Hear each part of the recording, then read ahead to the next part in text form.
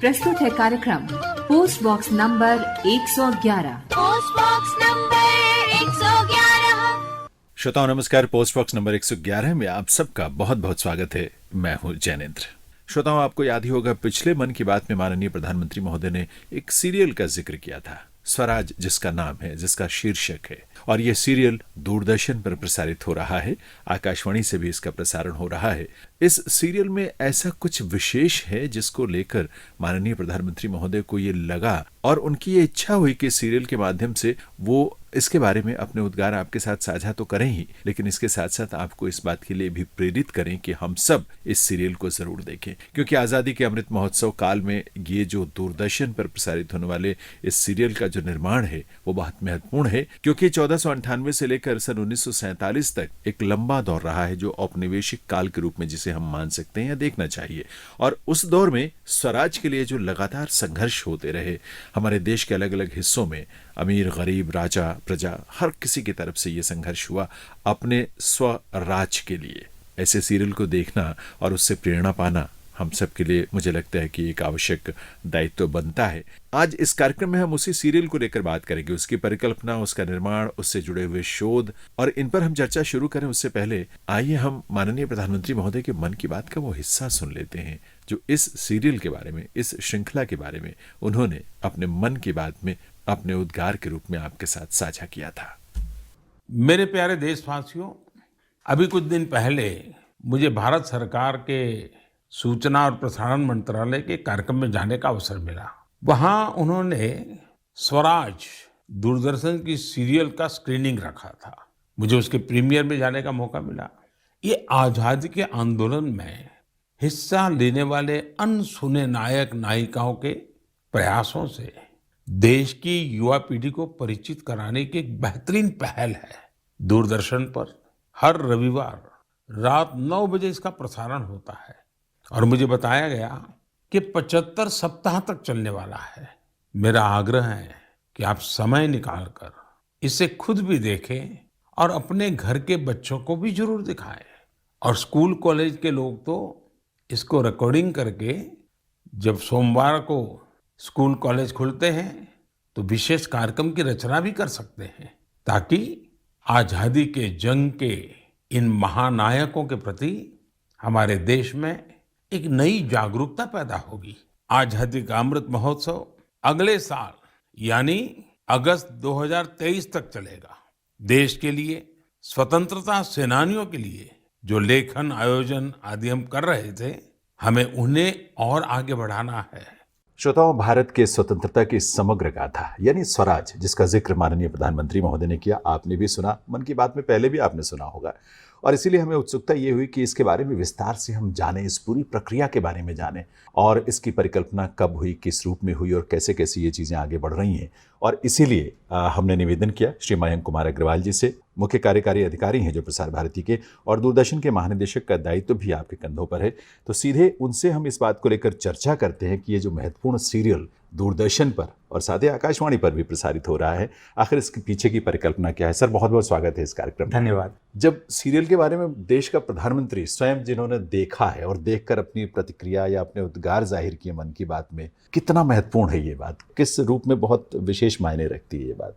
देखिए, एक तरफ तो मैं कहूँगा सीरियल बहुत महत्वपूर्ण है जी, और जब प्रधानमंत्री ने इस बात को कहा कि सीरियल को सबको देखना चाहिए, तो जो प्रसार भारती परिवार है, दूरदर्शन है और ऑल इंडिया रेडियो के जितने लोग इस सीरियल के प्रोडक्शन में लगे हुए थे और जो लगे हुए थे और जो नहीं भी थे, जो दूसरे कार्य भी कर रहे थे, सबके लिए बहुत गौरवपूर्ण क्षण रहे ये।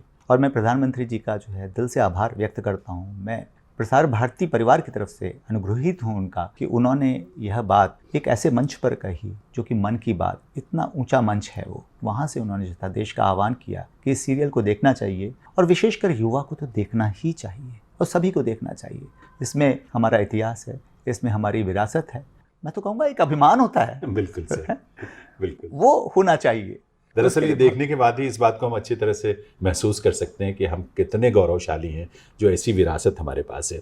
लेकिन ये कोई आसान काम नहीं था सर। मुझे लगता है कि इतने विस्तृत रूप में 1498 से जो कहानी शुरू होती है और 75 अंकों में इसका प्रसारण होना है, इसकी परिकल्पना कब हुई, किस रूप में हुई और कैसे आगे बढ़ी, थोड़ा इसके बारे में श्रोताओं को देखिए, बताएं। परिकल्पना की तो बात है कि ये बड़ी स्वतः परिकल्पना इसकी हुई, क्योंकि अच्छा। 75 वर्ष हमारे जो है स्वतंत्रता के हो रहे हैं, जी। आज़ादी का अमृत महोत्सव मना रहे हैं, तो क्यों नहीं एक छोटे पर्दे पर, जो कि हर घर में होता है, वहाँ तक जो है क्यों नहीं भारत के स्वतंत्रता संग्राम की कहानियाँ जो है लेकर पहुँचा जाए, जिसको कि परिवार में लोग मिलकर साथ बैठकर देख सकें, बड़े देख सकें, बच्चे देख सकें।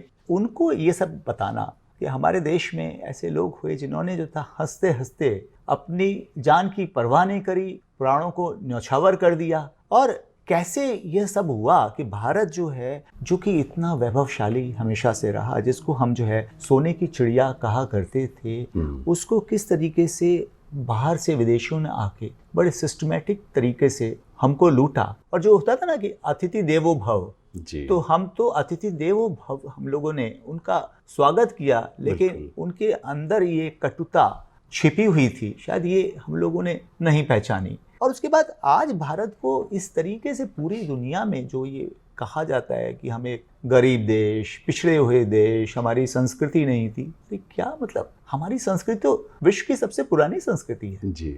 तो मुझे लगता है कि जो ये 1498 से ये पूरी कहानी की शुरुआत होती है और 1947 तक जब देश आज़ाद हुआ, 75 अंकों में इन कहानियों को समेटा गया है। लेकिन ये भी जिस तरह मैंने खुद देखा भी बड़ी भव्यता के साथ और बड़ा मुश्किल था हमारे लिए 75 अंकों में समेटने का, क्योंकि उसका चयन बहुत मुश्किल था, बहुत मुश्किल था, है ना। और ये भी चूंकि देखने में आया, ऐसे बहुत सारे जिनके बारे में पहले कभी कोई चर्चाएं खासतौर पर हुई नहीं, ज़्यादा लोग जानते नहीं, ऐसे ऐसे लोगों को ढूंढ कर निकालना, इसमें रिसर्च भी बहुत गहराई से हुआ है, शोध हुआ है। और इसके बारे में तो कहा यह जा रहा है कि ये एक दस्तावेज है, ऑडियो विजुअल दस्तावेज है, जो भविष्य के लिए उपयोगी होगा लोगों। जैसे मैं आपने कहा कि ऐसे लोगों के बारे में उनके बारे में बहुत ज़्यादा सुना भी नहीं था जी। तो अभी जो है इसकी जो एपिसोड्स अभी प्रसारित हुई हैं, तो उसमें रानी अबक्का के बारे में विशेष तौर पर कहना चाहूँगा। रानी अबक्का वो छोटे सा राज्य था उल्लाल, कर्नाटक में, उसकी रानी थी वो, और उनके पति जो हैं वो पुर्तगालियों के साथ जाके मिल गए, और रानी अबक्का ने कहा कि मैं सिर नहीं झुकाऊंगी। उन्होंने टैक्स देने से मना कर दिया पुर्तगालियों को।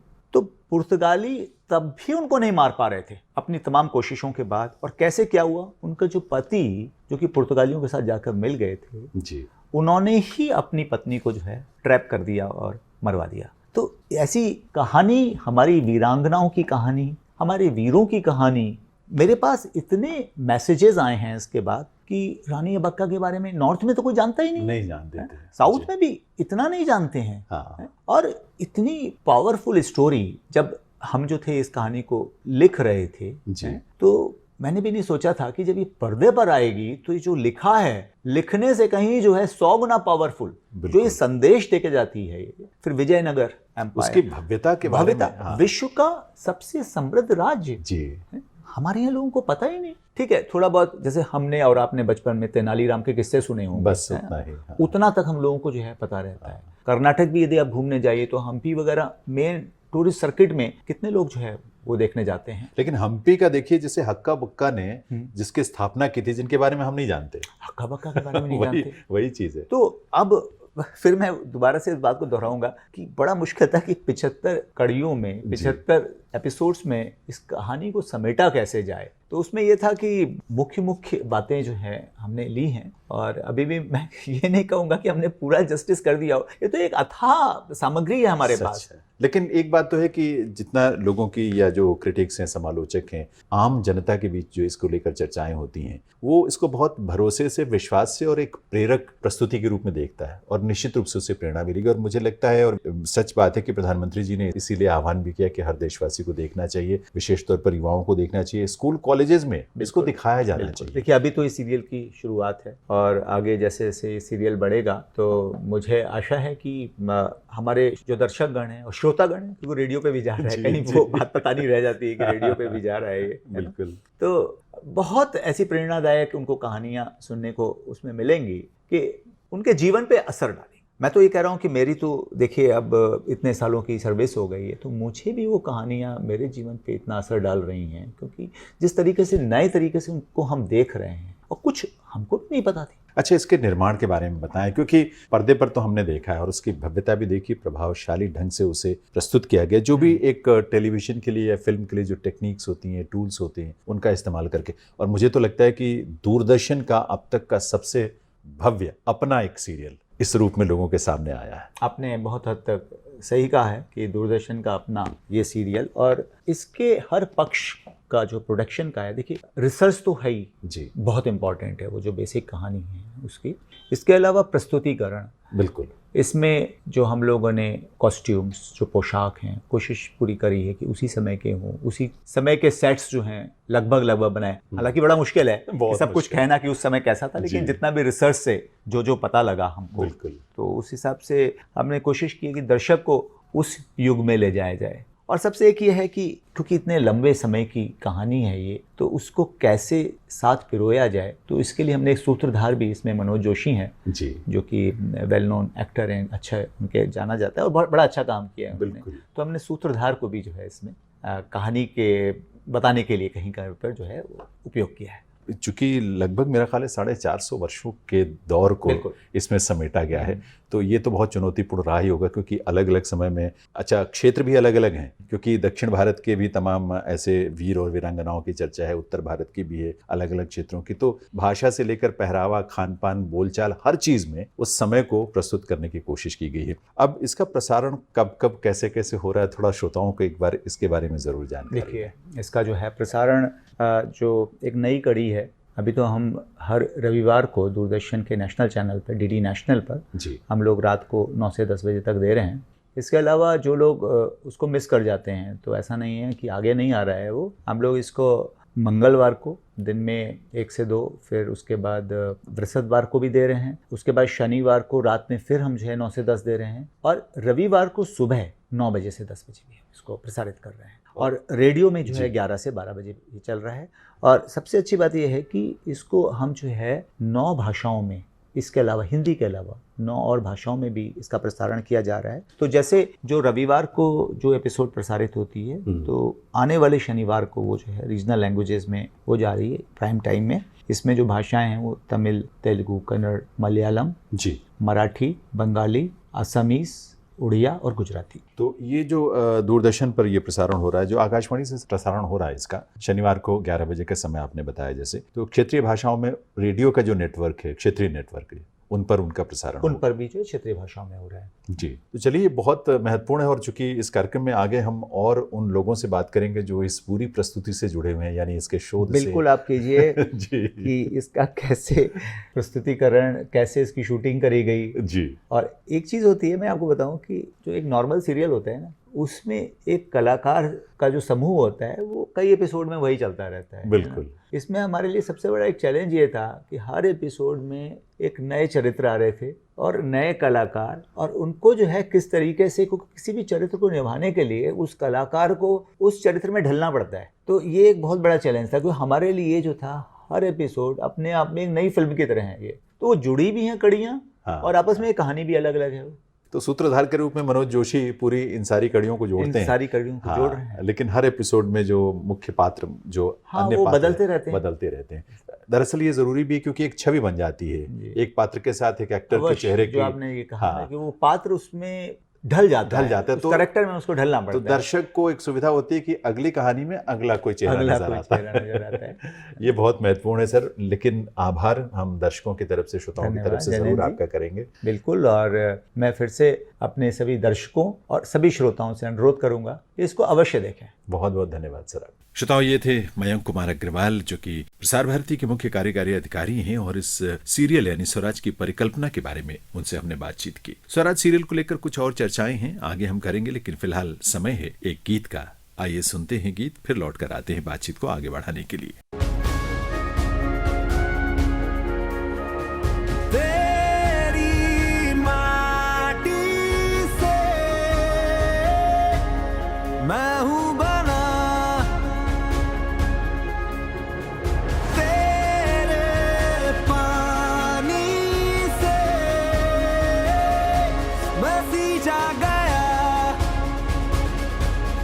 चाहे आगे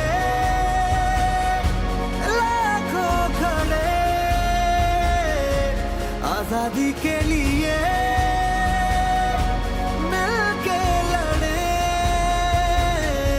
मेरी नस नस बहे तू वतन, मेरी नस नस कहे वतन, मेरा सारा तुझ पे वारा, मेरी नस नस बहे तू वतन, मेरी नस नस कहे वतन, मेरा सारा तुझ पे वारा।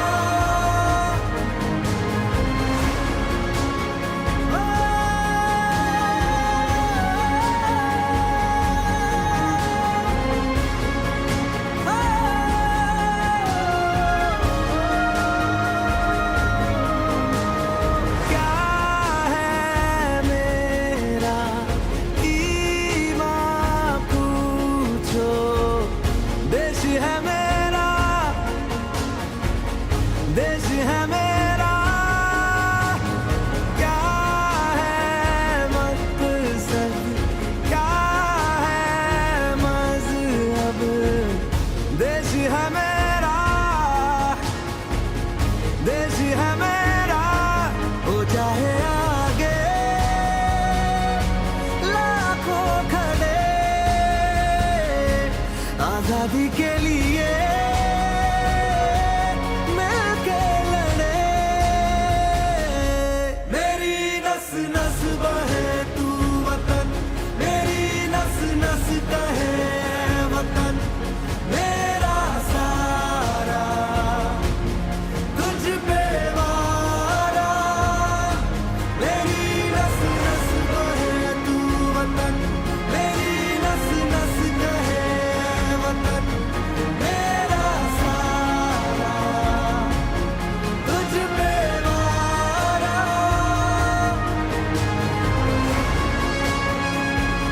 हो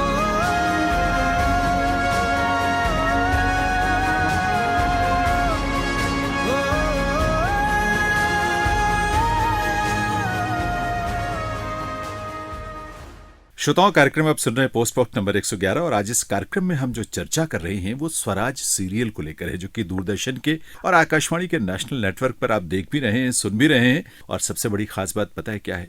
प्रधानमंत्री महोदय ने अपने मन की बात में इसका जिक्र किया तो हमें और भी ज्यादा इसके बारे में जानने की उत्सुकता हुई। स्वराज सीरियल की एक लंबी पृष्ठभूमि है उसकी, और उसमें गहन शोध किया गया है उसको निर्माण के लिए, और उस शोध करने वाली टीम के एक महत्वपूर्ण हिस्से के रूप में प्रख्यात पत्रकार के रूप में जिनकी प्रतिष्ठा है और एकेडमिक्स में या मीडिया में जिनकी बहुत लंबी एक पारी है, भूमिका है, प्रफुल्ल केतकर जी, उनसे हम इस समय बातचीत करने जा रहे हैं। प्रफुल्ल जी, बहुत बहुत स्वागत है इस कार्यक्रम में आपका। जी जी जी, नमस्कार। सबसे बड़ी बात तो यह है कि एक इतना महत्वपूर्ण योगदान मुझे लगता है कि देश के लिए, देश के जनमानस के लिए और युवाओं के लिए आप सबकी तरफ से ये स्वराज के रूप में जो मिला है वो बहुत बड़ी एक भूमिका निभाएगा भविष्य में राष्ट्रीय चेतना को और मजबूत करने में। जी बिल्कुल, देखिए मैं तो मानता हूं कि ये हमने तो आजादी के अमृत महोत्सव में एक भारत के विद्यार्थी के नाते और अपने राष्ट्रीय दायित्व के नाते हमने कुछ थोड़ा बहुत प्रयास करने का काम किया है, लेकिन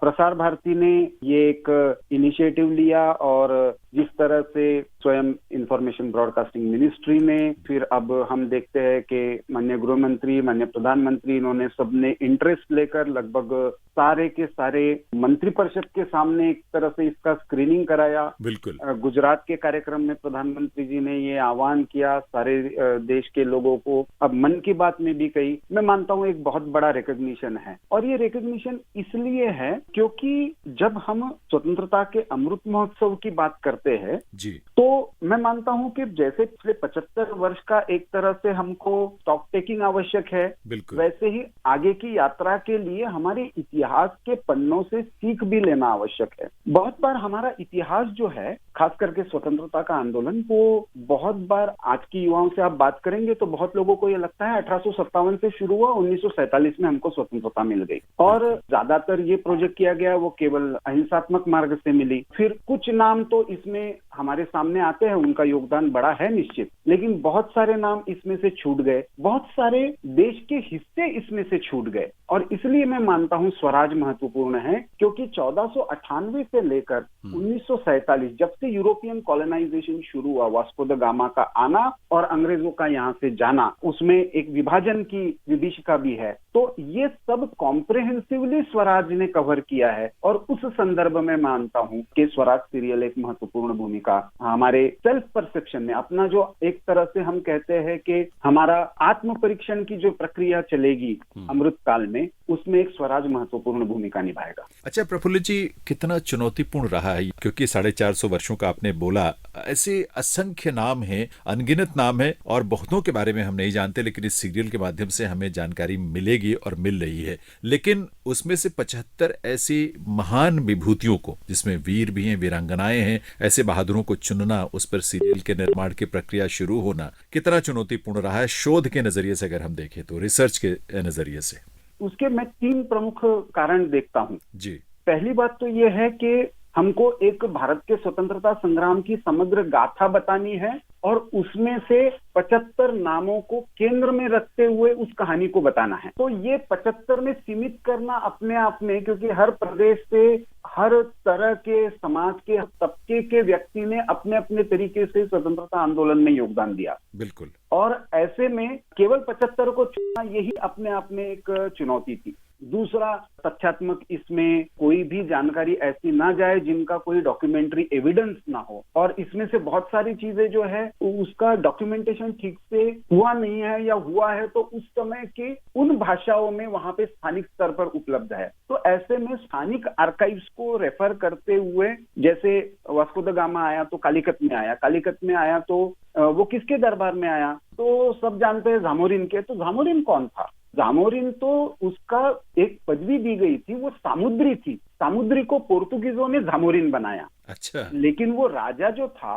वो जो डायनेस्टी थी, जिस राजा ने सबसे पहला पराजय किया और वास्को द गामा को यहाँ से भागना पड़ा, वो मानविक्रमा उसका नाम था। तो वो उस मानव विक्रमा के संदर्भों को, उसकी तलवार को, वो जो भगवती माँ की पूजा करता था, उसका एक इमेजरी, तो पोर्तुगीज रेफरेंसेस जो वास्को द गामा के साथ आए थे लोग, उन्होंने जो लिखे हुए उनसे भी निकालना, और जो कालीकत के दरबार में उसका कोई रेफरेंसिंग या वहां पे अभी आज के मलयालम स्क्रिप्ट में या कुछ उपलब्ध हो तो उससे भी निकालना। तो प्रसार भारती ने कुछ रिसर्चर्स इसमें लगाए थे, हमारी 4-5 लोगों की एडवाइजरी कमेटी थी, वो ठीक से तथ्यात्मक जानकारी जा रही है या नहीं जा रही है। तो ये दूसरा चैलेंज था जी। और तीसरा चैलेंज जो था, मुझे लगता है वो थोड़ा सा प्रोडक्शन के लेवल पर था, क्योंकि इनके बारे में बहुत सारा डिटेल्ड डिस्क्रिप्शन तथ्यात्मक उपलब्ध ना होने के कारण उसके तार जोड़ना और उसको एक कथानक के रूप में लोगों के सामने रखना, उस कैरेक्टर को भी रखना। देखिए, अब हमको पॉपुलरली जैसे पता है कि मान लीजिए गांधी जी का यदि हमको किसी को प्रस्तुत करना है गांधी जी के रूप में, तो एक गांधी जी का कैरेक्टर मोटा मोटा हम सबके सामने आ जाता है तुरंत, या सरदार पटेल का है, नेहरू जी का है, तो किसी का भी आता है तो वो तुरंत सामने आता है। लेकिन मान लीजिए रानी अबक्का को सामने लाना है या राजा मार्तंड वर्मा को सामने लाना है, तो वो कोई कैरेक्टर एकदम से सामने उपलब्ध नहीं है। तो उनकी कोई ऐसी प्रतिमा, ऐसा कोई पिक्चर, ऐसा कोई डिस्क्रिप्शन उपलब्ध है क्या, ताकि उसको सही तरीके से जितना सच से निकट हो उतना निकट जाकर उसको प्रोडक्शन रूप में हम सबके सामने रख सके। ये भी एक बड़ा चैलेंज था। तो एक तो सबका रिप्रेजेंटेशन हो, सबका प्रतिनिधित्व हो, सारे प्रदेशों का हो, स्वतंत्रता आंदोलन में जिन जिन धाराओं से लोग आए थे, विचारों से लोग आए थे, वो सब इसमें रिप्रेजेंट हो। ये 75 नाम चुनना ये एक चैलेंज था, उससे जुड़े हुए तथ्य ढूंढना वो एक चैलेंज था, और उसके आधार पर सही तरीके से उसको लोगों के सामने एक प्रोडक्शन के रूप में, एक कहानी के रूप में रखना, ये तीसरा चैलेंज। ये प्रमुख चुनौतियां ध्यान में आई। अच्छा प्रफुल्ल जी, जब सीरियल की बात होती है और टेलीविजन पर बहुत सारे सीरियल चलते रहते हैं, ऐतिहासिक भी चलते हैं, लेकिन मुझे अभी तक जो मैंने इस सीरियल को देखा, जितने एपिसोड देखे हैं, तथ्यात्मकता और उसकी प्रामाणिकता के हिसाब से इसमें कोई शक नहीं, बहुत गहन शोध किया गया है और कहीं भी ये गुंजाइश नहीं छोड़ी गई है कि कहीं कोई गलती हो या कोई ऐसा तथ्य जो प्रामाणिक ना हो और उसको कहीं प्रस्तुत किया गया हो। तो इस नजरिए से देखें तो ये एक दस्तावेज बन जाता है, एक डॉक्यूमेंटेशन हो गई है ऐसी, जो भविष्य के लिए भी इसकी बड़ी महत्वपूर्ण भूमिका होगी। क्या आप इसको डॉक्यू ड्रामा या ड्रामा या किस रूप में इसको देखते, क्योंकि एपिक तो है निश्चित रूप से ये? मैं तो इसको इतिहास के कहानी के कथन के रूप में तो मैं ड्रामा के रूप में ही देखूंगा जी। लेकिन इसमें जो प्रोसेस हुई है, प्रोसेस में हमने क्या किया कि जैसे मान लो विजयनगर पर है तो हमने पहले कैरेक्टर पर नहीं ध्यान दिया कि भाई कृष्णदेवराय को या हरिहर बुक्का इनको आगे रखना है। विजयनगर पर जो उपलब्ध ऑथेंटिक साहित्य है उसको पहले हम इकट्ठा करें। फिर रिसर्चर्स को हमने कहा भाई इस पर आप एक नैरेशन देते हुए इन तथ्यों को, इस कालखंड को, वहां के उस समय के समाज के इश्यूज को, उसमें से निकलते हुए कैरेक्टर्स को, उनका विदेशी जो आक्रांता थे उनसे संघर्ष में उनकी भूमिका को, और उसमें समाज को सबको जोड़कर उन्होंने जिस विचार के साथ, इसमें हमने ये देखा कि हर जगह पर हमको स्वधर्म, स्वदेशी, स्वभाषा, स्वराज, ये स्व का जागरण हर प्रांत में, हर समुदाय में अलग अलग तरीके से दिखता है। जहां जहां पे जो जो पहुंचता गया, कहीं पोर्तुगीज पहले पहुंचे, कहीं फ्रेंच पहुंचे, कहीं ब्रिटिश पहुंचे, कहीं डच पहुंचे, उनके रिस्पॉन्स में उनकी जैसी नीति थी, उन नीति को एक रिस्पॉन्स देते हुए भारतीय समाज ने इस स्व के जागरण का अपना रास्ता अपनाया जी। हमने उसको उस तार को, उस धागे को पकड़ने का प्रयास किया कि भाई इसमें क्या दिखता है। तो विजयनगर में एक जो सांस्कृतिक जागरण था वो स्व का था, वो श्रृंगेरी मठ से शुरू होता है और उसका एक सर्वंकष रूप हमको हम्पी जैसे सांस्कृतिक शहर में दिखता है। तो हमको वो दिखाना है। तो रिसर्च में हमने ये देखा कि विजयनगर पर एक कॉम्प्रिहेंसिव हमारे पास बन गया है। अब इस पर फिर आगे स्क्रिप्ट लिखना हो, फिर उस स्क्रिप्ट को रिसर्च के ऑथेंटिक नाम, डेट, इनसे कहीं ना कहीं वेरीफाई करने की प्रक्रिया हो, फिर उसका एक्चुअल जिसको हम कह सकते हैं कि डायलॉग फॉर्मेट में आना हो, और उस डायलॉग के आधार पर फिर एक्चुअल उसका जो भी प्रोडक्शन की, प्री प्रोडक्शन की प्रोसेस हो, वो आगे बढ़ना हो जी। तो मैं मानता हूं कि ये भले ही ड्रामा हो लेकिन इसमें एक पर्याप्त शोध के आधार पर तथ्यों को नैरेशन के माध्यम से, एक सूत्रधार भी इसमें है और वो सूत्रधार इस कहानी को आगे बढ़ाता है, लेकिन उसके साथ साथ वो रोचक ढंग से आज की पीढ़ी के सामने रखे। तो इसलिए उसको मैं कहूंगा कि एक शोधपरक कथानक के रूप में, एक भारत के स्वतंत्रता संग्राम का एक समग्र विवरण जिसमें आए, ऐसा एक प्रयास किया है। इससे अपेक्षा ये नहीं है कि ये कंप्लीट स्टोरी है। अपेक्षा ये है कि आने वाले समय में बहुत सारे युवा इससे प्रेरणा लेंगे और उसके आधार पर इसमें से आगे शोध करेंगे और भी कुछ डॉक्यूमेंट्स और भी कुछ तथ्य इसमें से निकालने का प्रयास करेंगे। तो ऐसे में मैं मानता हूं कि हमारा इतिहास जो एक तरह से 1857 के स्वतंत्र संग्राम से शुरू होता है, या ज्यादातर चर्चा में ये दिखाई देता है कि क्या ये सही में उत्तर केंद्रित था, क्या केवल बंगाल में इसका जागरण हुआ था क्या, या बाकी जगह पे उस समय क्या चल रहा था, ये मन में प्रश्न आते हैं स्वाभाविक, और आने भी चाहिए, किसी भी समाज को आने चाहिए, किसी भी इतिहास के विद्यार्थी को आने चाहिए। मैं मानता हूँ कुछ हद तक उसके उत्तर देने का ये प्रयास करेगा, लेकिन उन उत्तरों से ज्यादा कुछ नए प्रश्न भी मन में निर्माण करेगा, जिनके उत्तर खोजने का प्रयास आने वाले जो शोधार्थी है वो करने का जरूर इस स्वराज सीरियल से प्रेरणा लेकर करेंगे। बहुत महत्वपूर्ण बात प्रफुल्ल जी आपने कही है, चूंकि ये ऐसे वीरों की, वीरांगनाओं की बहुत बड़ी गिनती है, बहुत बड़ी संख्या है जिन्होंने देश के लिए, राष्ट्रीय गौरव के लिए जिन्होंने अपना बलिदान दिया है और अपने आप को सर्वस्व अपना न्यौछावर किया है। तो युवाओं को या लोगों को इससे ये प्रेरणा तो मिलेगी कि इनके बाद अन्य जो भी हैं उनके बारे में वो जाने और एक नए ऐसे राष्ट्र के निर्माण में इस चेतना का उपयोग करें जो हमें भारत के जो पुराना गौरव था उसको स्थापित करने में जिससे मदद मिल सके। तो ये बहुत महत्वपूर्ण बात है और मुझे लगता है कि आप लोगों की इतनी मेहनत है इस सीरियल के निर्माण में, स्वराज के निर्माण में, तो ये जरूर अपने सार्थक परिणति तक पहुंचेगा और जिस उद्देश्य से इसका निर्माण किया गया है और किया जा रहा है वो जरूर उस लक्ष्य को हासिल कर पाएगा। हमसे बात करने के लिए प्रफुल्ल जी बहुत बहुत आभार। चलते चलते आप कुछ कहना चाहेंगे हमारे श्रोताओं से या खासतौर पर युवाओं से? मैं तो यही कहूंगा कि हम आज भारत को देखते हुए भारत में एक तरह से फिर से नवजागरण का जो दौर, स्व के जागरण का दौर जो शुरू हुआ है जी। उसमें कहीं ना कहीं हम इसका आकलन करें कि हमारे स्वतंत्रता संग्राम की सही में प्रेरणा क्या केवल राजनीतिक स्वतंत्रता थी या उससे आगे जाकर कुछ और था? बिल्कुल। क्या वो अपने आत्म की शोध भी साथ साथ चल रहा था? क्योंकि हम गांधी जी का हिंद स्वराज भी देखते हैं तो वो आज प्रधानमंत्री जी जिस डीकोलोनाइजेशन की या उपनिवेशवाद से हमारे मानसिक गुलामी से भी मुक्ति की बात कर रहे हैं जी, 5 संकल्पों में से ये भी एक संकल्प है। बिल्कुल, वो हर स्थान पर हमें स्वतंत्रता संग्राम में दिखता है जी। मैं मानता हूं कि उसका कंटेंट क्या हो, वो यदि उस समय वो प्रेरणा थी तो स्वतंत्रता के बाद पिछले 75 वर्ष में हम उस पर कितना आगे बढ़ पाए हैं।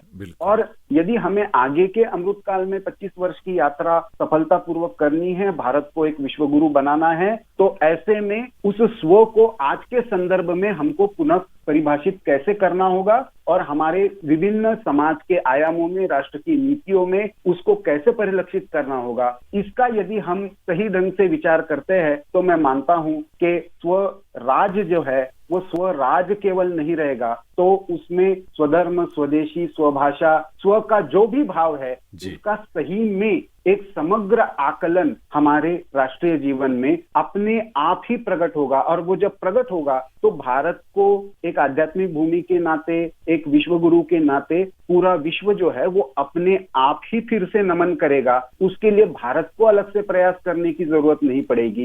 ये एक प्रोसेस के रूप में मैं इस स्वराज सीरियल को देखता हूँ। प्रफुल्ल जी, एक नई दृष्टि या ऐसी दृष्टि जो बहुत गहन है और चिंतनशील है और हमें गहराई तक लेकर जाती है इस सीरियल को लेकर, स्वराज को लेकर और भविष्य को लेकर भी, ये आपके माध्यम से हमें आज के इस कार्यक्रम में मिला है। आपका बहुत बहुत आभार हमसे जुड़ने के लिए। बहुत बहुत धन्यवाद। प्रफुल्ल केतकर जी से श्रोताओं हम बातचीत कर रहे थे, जो कि स्वराज सीरियल की जो शोधकर्ताओं की टीम रही है और जिसमें बहुत सारे स्कॉलर्स, विद्वान और मीडिया से या अन्य क्षेत्रों से जुड़े लोग रहे हैं, उनमें से एक प्रफुल्ल केतकर जी, जिन्होंने इसके विषय में हमसे बातचीत की। कुछ और पहलुओं पर चर्चा होगी स्वराज सीरियल को लेकर, लेकिन अभी समय है एक गीत का, आइए सुनते हैं। तलवारों पे सरवार दिए, अंगारों में जिस्म जलाया है, तब जाके कहीं हमने सर पे ये केसरी रंग सजाया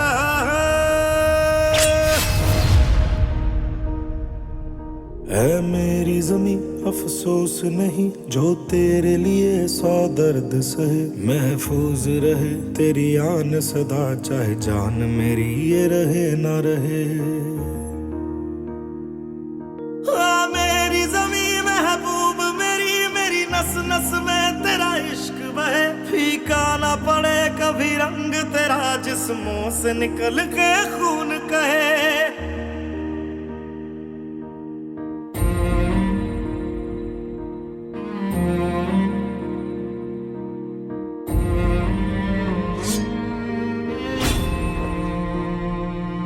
तेरी मिट्टी में मिल जावा, गुल बन के मैं खिल जावा, इतनी सी है दिल की आरज़ू। तेरी नदियों में बह जावा, तेरे खेतों में लहरावा, इतनी सी है दिल की आरज़ू।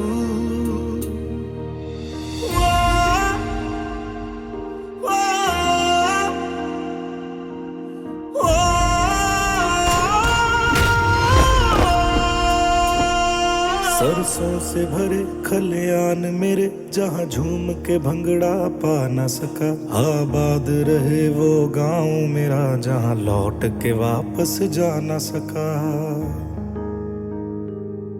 ओ वतना में मेरे वतना में तेरा मेरा प्यार निराला था, कुर्बान हुआ तेरी असमत पे मैं कितना नसीबों वाला था।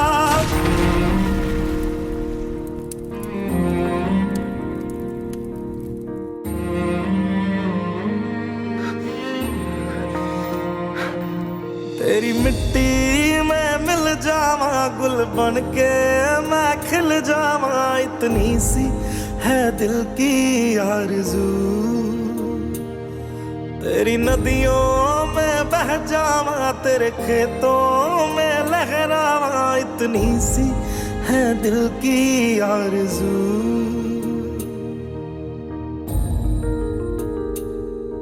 ओ हीर मेरी तू हंसती रहे, तेरी आंख घड़ी भर नम ना हो। मैं मरता था जिस मुखड़े पे, कभी उसका उजाला कम ना हो। ओ माई मेरी क्या फिक्र तुझे, क्यों आंख से दरिया बहता है। तू कहती थी तेरा चांद हूँ मैं, और चांद हमेशा रहता है।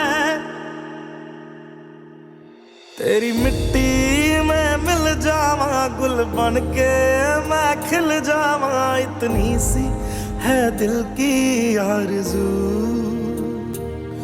तेरी नदियों में बह जावा, तेरी फसलों में लहरावा, इतनी सी है दिल की आरज़ू।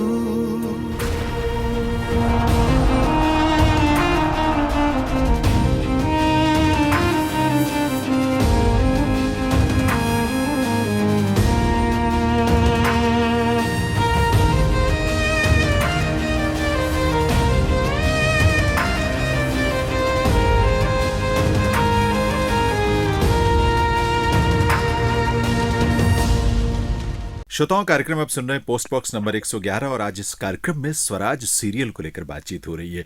इसके निर्माण से जुड़ी बहुत सारी महत्वपूर्ण बातें हम इस कार्यक्रम के माध्यम से आप तक पहुंचाना चाहते हैं, ताकि आप इस पूरी प्रक्रिया को और इसके पीछे जो मेहनत लगी है, जो क्रिएटिविटी है, वो सब समझ सके। और इसीलिए हमने इस समय संपर्क किया है मुंबई में इस पूरे सीरियल यानी स्वराज के निर्माण में जो कंपनी लगी हुई थी और जो इसके निर्माता हैं अभिमन्यु सिंह जी से।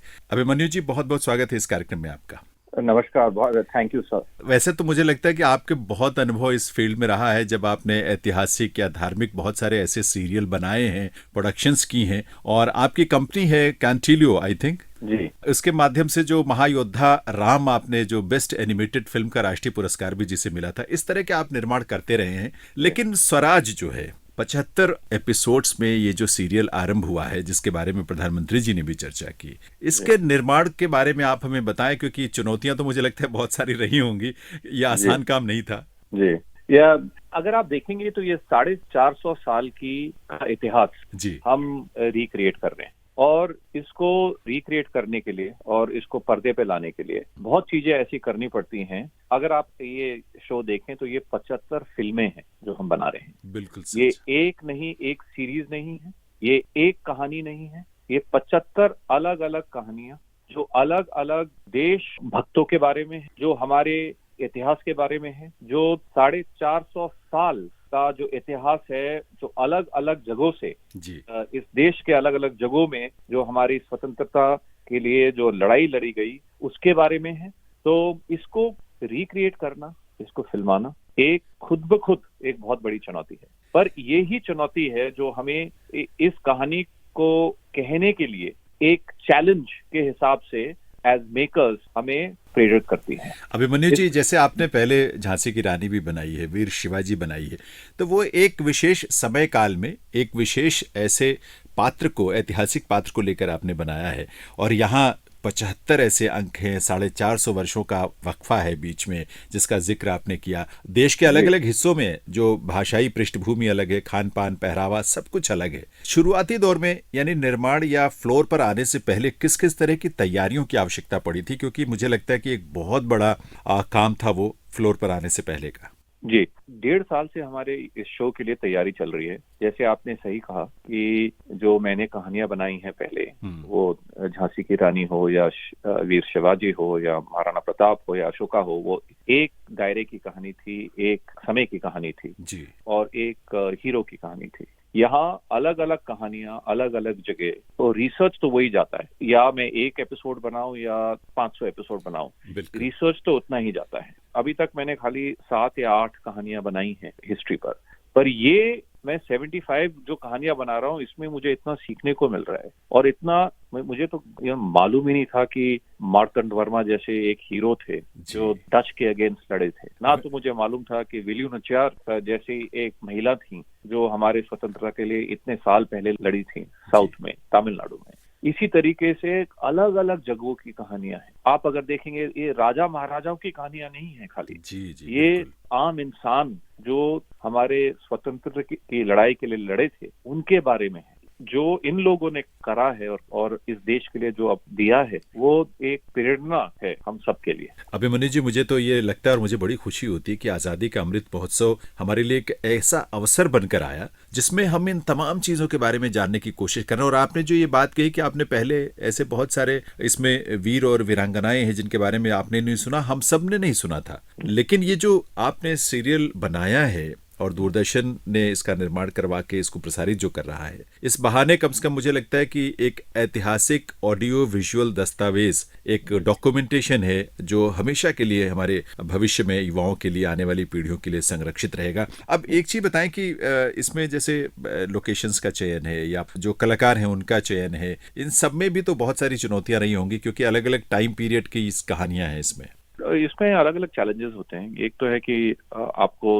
टेक्नोलॉजी की बहुत यूज करना पड़ता है क्योंकि इतने सारे एराज रिक्रिएट करना। अब जब दिखाते हैं कि पोर्चुगीज शिप पे बैठ के लिस्बन से कैलिकट आते हैं तो वो जो शिप्स हैं वो तो अब अवेलेबल भी नहीं है, तो पूरे टेक्नोलॉजी के माध्यम से हमें वो पूरा रिक्रिएट करना पड़ता है और महीने लगते हैं उसको रिक्रिएट करने के लिए। सच बात। और ऐसे ही जब आप अलग अलग पात्रों की बात करते हैं तो अलग अलग जगहों में अलग अलग फीचर्स हैं एक्टर्स के, और वो रिसर्च करके फिर कास्टिंग करना। और 75 कहानियों में आप अगर देखें तो जो हमारे हीरोज हैं और उनके अराउंड जो और भी हीरोज हैं, हर एपिसोड में 10-12 लोग तो ऐसे होते हैं जिनको हमें स्क्रीन प्रेजेंस देना पड़ता है। और आप अगर वो देखेंगे 12 और 75 मतलब 900 हमें ऐसे किरदार और एक्टर्स ढूंढने पड़ते हैं बिल्कुल जो इस शो का हिस्सा या खाली हमारे हीरोज के तरफ से बने। फिर आप अगर देखें जो हमारे खलनायक हैं, जो अंग्रेज हैं, जो पोर्चुगीज हैं, फ्रेंच हैं, डच हैं, जो ईस्ट इंडिया कंपनी और उसके बाद क्वींस एम्पायर, ब्रिटिश रूल जी, इसमें हर कहानी में अलग अलग अंग्रेज आते हैं। उनको हिंदी में बात कराना, उनको उनके कॉस्ट्यूम्स बनाना, उनको वो कैरेक्टराइजेशन देना, और मतलब 150-200 ऐसे खलनायक ढूंढने जो अंग्रेज, वो भी एक बहुत बड़ी चुनौती है। पर एक चीज मैं कहूंगा अभिमन्यु जी, क्योंकि मैंने चाहे वो एपिसोड पहला हो, दूसरा हो, तीसरा, इस तरह के मैंने देखे हैं, वो बहुत रियल लगते हैं और इसमें जो कहानियां हैं वो तो है ही हैं। आप किस रूप में इन चीजों को एक व्यक्ति के रूप में देखते हैं? निर्माता के रूप में तो आपने बताया, व्यक्ति के रूप में एक कहानी जिसकी पकड़ होनी चाहिए, मतलब जो एक भक्ति का जो होता है ना, देशभक्ति से बड़ा तो कुछ होता ही नहीं। बिल्कुल। वो जो इमोशन निकाल के लाता है एक कहानी में, और जब मैं देखता हूँ तो मैं यही देखता हूँ कि ऑडियंस के हिसाब से मुझे वो देशभक्ति की प्रेरणा आती है कि नहीं, और उसी हिसाब से हम बनाते भी, उसी प्यार से हम बनाते हैं ऐसे शो को। आप बताइए 450-500 साल पहले जो हुआ था वो बहुत, मतलब पोर्चुगीज के बारे में बहुत कम लिखा गया है, डच के बारे में इतना ज्यादा नहीं लिखा गया है जी। तो ये रिसर्च करके, और जो हमारे मेन राइटर भी हैं आनंद नीलकंठन, वो भी बहुत अच्छे राइटर हैं और उनके गाइडेंस में हमारी राइटिंग निकल के आई है, वो मेरे हिसाब से बहुत अच्छी रही है, बहुत बेहतरीन रही है। ऑल इन ऑल मतलब रिसर्च और राइटर्स दोनों का जो मिश्रण है वो मेरे हिसाब से बहुत अच्छी तरह से उभर के आया है इस शो में। अभिमन्यु जी, प्रधानमंत्री महोदय ने इसकी स्क्रीनिंग उन्होंने देखी थी, ये तो हम सब जानते हैं। मन की बात में उन्होंने विशेष तौर पर इसका जिक्र किया और लोगों से कहा भी कि इसको ज्यादा से ज्यादा लोग देखें। क्या महसूस होता है या क्या विशेष आपको, किस तरह से इसको लेकर प्रेरणा? नहीं तो ये तो बहुत बड़ी रिस्पॉन्सिबिलिटी बन जाती है हम मेकर्स के लिए। अगर वो कहते हैं कि बच्चों को देखना चाहिए तो मतलब हमारी रिस्पॉन्सिबिलिटी एज मेकर्स इतनी बड़ी हो जाती है, क्योंकि जो भी हम बनाएंगे वो इतना अच्छा और बेहतरीन और इतनी अच्छी डॉक्यूमेंटेशन होनी चाहिए कि ये सालों तक पीढ़ियां देखें। एक्चुअली हमारी पूरी टीम बहुत इंस्पायर्ड हो गई इसके बाद, और हमने बहुत और मेहनत लगाई कि हम ये और बहुत बेहतरीन तरीके से बनाएं कि लोग देख पाएं, युवा पीढ़ी इससे जुड़ पाए, ये बहुत बहुत आभार हम इसका व्यक्त करेंगे आपको अभिमन्यु जी, समय देने के लिए, बात करने के लिए, और इस निर्माण की प्रक्रिया, स्वराज के निर्माण की प्रक्रिया से सीमित समय ही सही, लेकिन आपने बहुत खूबसूरती से इसको बताया है, समझाया है। ज्यादा से ज्यादा लोग इसको देखेंगे, ये हम उम्मीद करते हैं। बहुत बहुत धन्यवाद जनेंद्र जी, और thank you for having me on your show. और हम यही कोशिश करेंगे कि हर एपिसोड लोगों को अच्छा लगे, और हमारी मेहनत इसी डायरेक्शन में अगले 1.5 साल तक रहेगी। इस बात का विश्वास तो उन्हें तो जरूर होगा अभिमन्यु जी, जिन्होंने एक एपिसोड भी देखा है, क्योंकि आप लोगों की मेहनत उसमें नजर आती है, उसके भव्यता में, उसके प्रभाव में, उसके इमोशंस में, और जो शौर्य की गाथाएं हैं उसमें भी। थैंक यू सो मच हमसे जुड़ने के लिए। थैंक यू, धन्यवाद जनेंद्र जी। स्वराज सीरियल के निर्माता अभिमन्यु सिंह से हम चर्चा कर रहे थे अभी। फिलहाल आइए सुन लेते हैं एक गीत, और फिर हम बातचीत करेंगे इस सीरियल के यानी स्वराज के सूत्रधार मनोज जोशी से।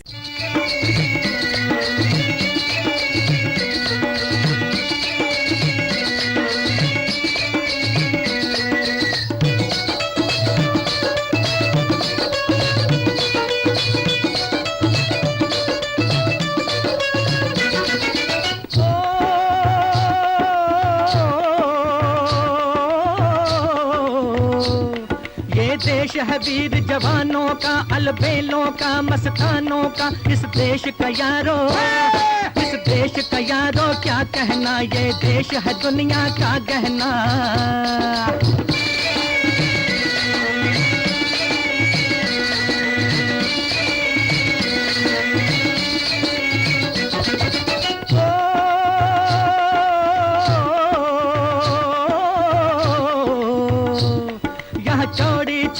वीरों की यहाँ भोली शक्लें हीरों की, यहाँ गाते हैं रांझे, यहाँ गाते हैं रांझे, मस्ती में मचती हैं धूम में बस्ती में।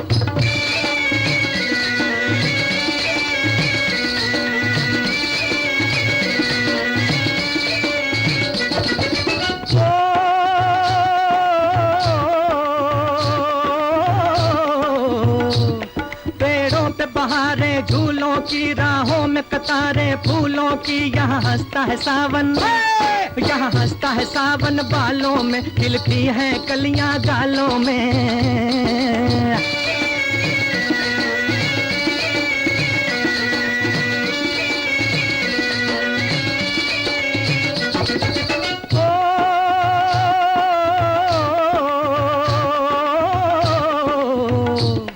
कहीं दंगल शौक जवानों के, कहीं करतब तीर कमानों के, यहाँ नित नित मेले, यहाँ नित नित मेले सजते हैं, नित ढोल और ताशे बजते हैं।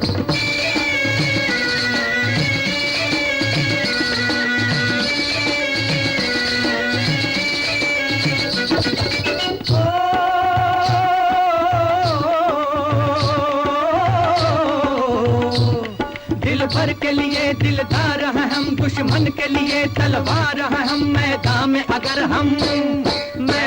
अगर हम डट जाएं, मुश्किल है कि पीछे हट जाएं।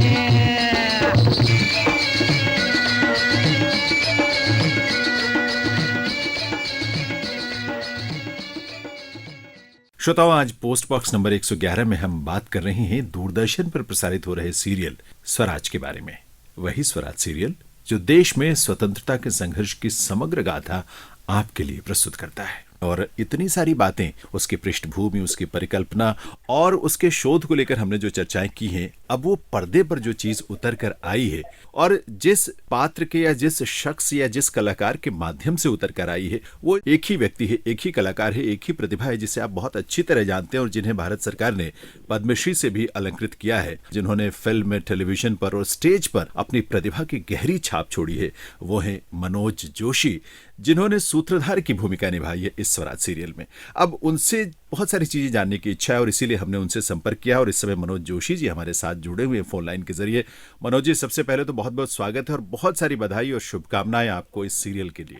धन्यवाद सर। आपने मुझे इंटरव्यू के लिए आमंत्रित किया, मैं आपका बहुत बहुत आभारी हूँ। मनोज जी, आपका चाणक्य जो नाटक है मंच पर, उसकी प्रस्तुति भी मैंने सजीव देखी है। इन सारी चीजों को लेकर एक बात मुझे ये लगता है कि इस तरह का सीरियल, और ये सीरियल है, दस्तावेज है, डॉक्यू ड्रामा है, जिस रूप में भी इसको ले, लेकिन बहुत बेशकीमती एक प्रोडक्शन जो है दूरदर्शन के पर्दे पर लोगों को दिखाई दे रही है। आपका इस बारे में अनुभव जो है, सबसे पहले तो उसके बारे में हम जानना चाहेंगे। सर्वप्रथम तो मैं आभार और अभिनंदन प्रकट करना चाहूंगा प्रसार भारती और दूरदर्शन का, और माहिती और प्रसारण मंत्री, इंफॉर्मेशन ब्रॉडकास्टिंग मिनिस्ट्री और हमारे माननीय मंत्री श्री अनुराग जी ठाकुर जी का, और कॉन्टिलो फिल्म्स का। ये विषय और इस तरह का प्रस्तुतिकरण दूरदर्शन पर करने की सोच, ये भारतवर्ष का 1400 से लेकर 1947 तक का ऐसा इतिहास जो हमें हमारे दुर्भाग्यवश हमें पढ़ाया नहीं गया। ऐसे अनसंग हीरोज कि जिन्होंने अपने प्राणों की आहुति, अपने प्राणों का बलिदान इस राष्ट्र को स्वराज्य की ओर और इस राष्ट्र को सुरक्षित रखने के लिए ये स्वराज रूपी यज्ञ में अपनी आहुति दी, प्राणों की आहुति दी। ऐसी वीरांगनाओं का जो जन जन तक नहीं पहुंचा है, ऐसा इतिहास का डॉक्यू ड्रामा के रूप में प्रस्तुतिकरण, तो इसलिए वो अभिनंदन के पात्र हैं। आभार प्रकट करता हूं कि ये उन्होंने सोचा। मैं उसका एक पार्ट हूं कि उसमें मुझे सूत्रधार का जो पार्ट है वो करने का सौभाग्य प्राप्त हुआ, और वो लोगों को बहुत अच्छा लग रहा है। और दूसरी बात, इतिहास मेरा प्रिय विषय है। मेरा एक नाटक है चाणक्य, जो 32 वर्षों से लगातार चल रहा है। आज एक इतिहास के प्रति, जैसे मैंने बाजीराव पेशवा का रोल किया है, शिवाजी महाराज का इतिहास, मराठाओं का इतिहास, मराठी साम्राज्य का इतिहास पढ़ने में, देखने में रुचि रखता हूँ। मेरे रुचि का विषय है इतिहास, इसलिए मैं सौभाग्यशाली हूँ कि इसका प्रस्तुतिकरण करने के लिए, इसका जो सूत्रधार है उसका पात्र करने के लिए मुझे मिला। मैं अपने आप को सौभाग्यशाली समझता हूँ, और ये इतिहास डॉक्यू ड्रामा के रूप में लोगों तक पहुंचे। खासकर आज की जो नई पीढ़ी है, जिसे पता ही नहीं है कि ये कौन था, और जिनके बलबूते पे आज हम स्वतंत्रता का जो आनंद ले रहे हैं वो उनकी बदौलत है। इसका भी उन्हें ज्ञान हो और उसकी विज्ञप्ति हो कि ये वीर थे। ओ north east west south Bharat के कोने कोने में, हर गांव में एक वीर और एक सपूत ऐसा हुआ है जिसने अपने स्वराज्य के लिए कुछ न कुछ किया होगा, निश्चित रूप से। मनोज जी, आजादी का अमृत महोत्सव ने मुझे लगता है कि कितना बड़ा अवसर दिया है देश को, देश के लोगों को, कि हम अपने, अब देखिए क्या है कि उपनिवेशवाद को हम लगभग 1857 से 1947 के बीच जो संघर्ष हुआ, उसी दौर को उपनिवेशवाद के विरुद्ध जो संघर्ष था उसको मान लेते हैं। लेकिन जो आपका ये और हम लोग का दूरदर्शन का जो ये सीरियल है 1498 से जिसकी शुरुआत होती है, वहीं से उपनिवेशवाद का जो बीजारोपण हुआ और उसके खिलाफ जो संघर्ष हुआ देशवासियों का, जिसमें महिलाएं, पुरुष, गरीब, अमीर, हर कोई शामिल था। ये पूरी एक वाकई ये समग्र गाथा है भारत के स्वतंत्रता संघर्ष की।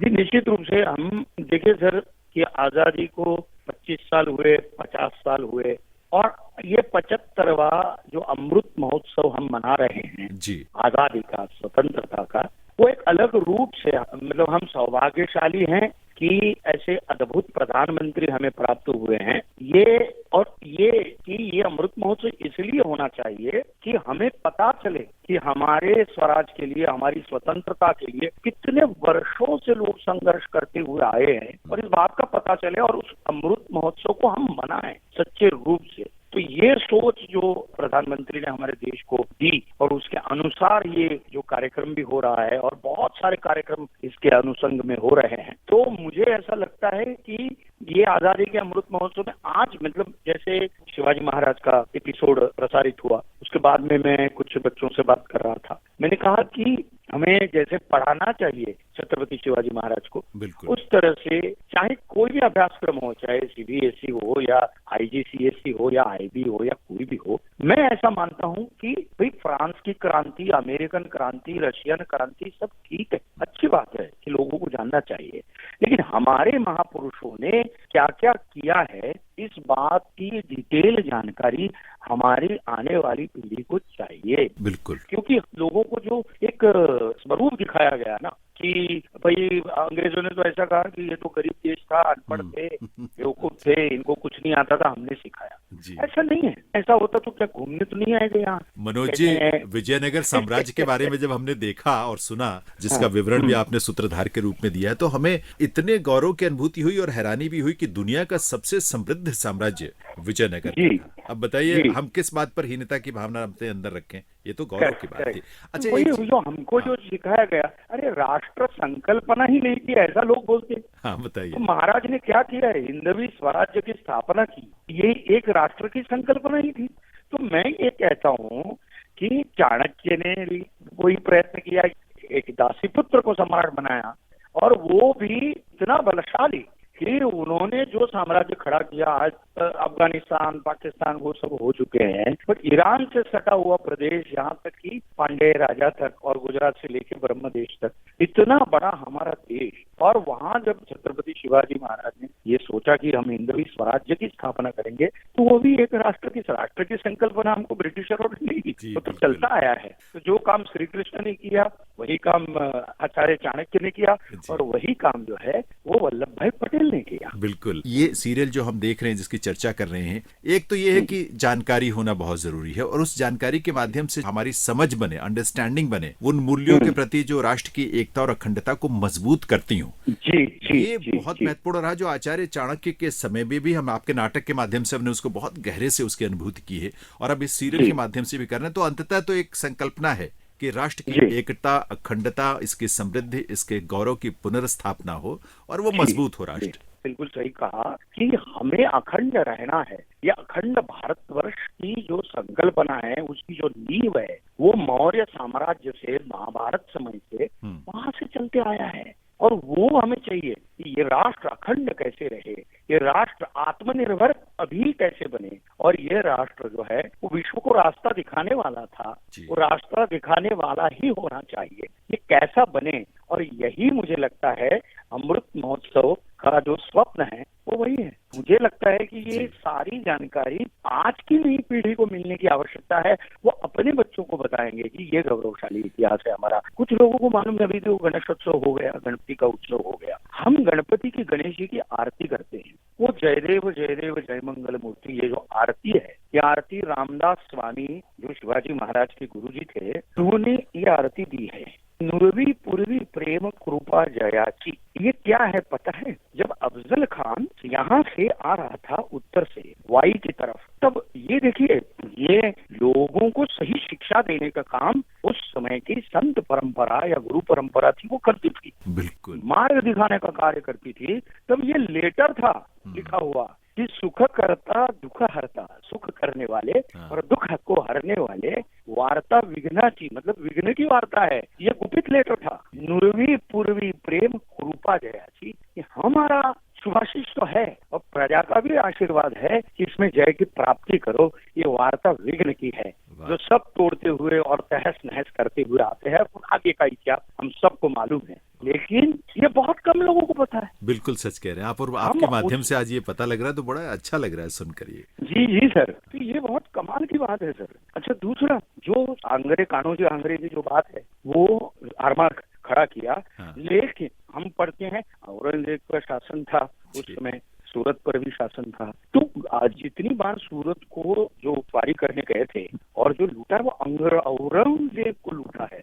जो लूटा है उसे सिंधु दुर्ग फोर्ट बनाया सर, शीशे की वॉल है वो पूरी की पूरी। पहली नौसेना जिसने सशक्त नौसेना बनाई, आज मतलब हमें गर्व होता है कि वो जो सिंबल जो था ध्वज के ऊपर, जी चिन्ह जो था वो बदल दिया। अब विक्रांत में नहीं, ये हमें गुलामी का प्रतीक नहीं चाहिए। छत्रपति शिवाजी महाराज की जो प्रतिपक्ष चंद्र लेख है, जो मुद्रा है, बिल्कुल वो मुद्रा ही उस पर आनी चाहिए, जिन्होंने पहला सशक्त आर्मा और सशक्त नौसेना बनाई। ये पहली बार देश को इस तरह का सोच मिला है, विजन मिला है और नेतृत्व मिला है, जिससे हम इन चीजों को एक बार समझ पा रहे हैं। मनोज जी, बहुत अच्छा लगा और बहुत खुशी होती है, और मुझे लगता है कि ये जो सीरियल है जिसके सूत्रधार के रूप में आप अपनी भूमिका निभा रहे हैं, वो अब 2 एपिसोड की स्क्रीनिंग हुई थी और प्रधानमंत्री जी ने उसे देखा, और उसके बाद मन की बात में उन्होंने विशेष तौर पर इसका जिक्र किया कि युवाओं को स्कूलों में, कॉलेजेस में ये दिखाया जाना चाहिए, बच्चों को, युवाओं को पता लगना चाहिए जी जी जी कितना बलिदान इस देश के महिलाओं ने, पुरुषों ने, गरीब अमीर हर व्यक्ति ने दिया है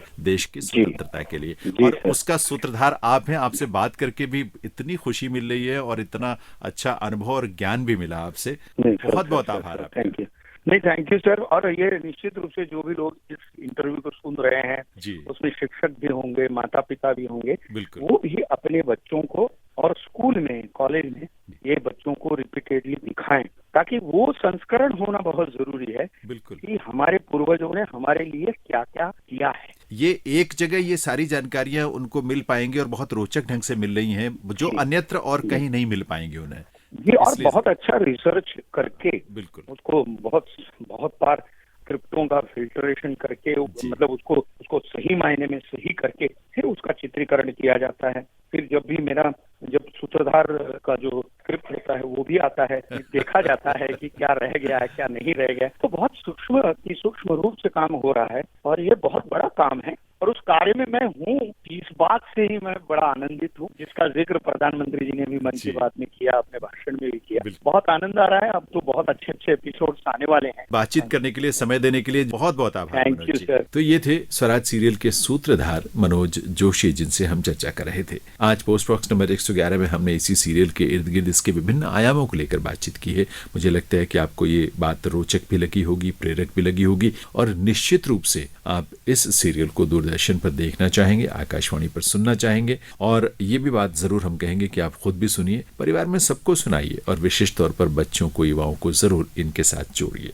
इसी कामना के साथ और इसी उम्मीद के साथ मैं जैनेंद्र अब आपसे अनुमति लेता हूँ। नमस्कार।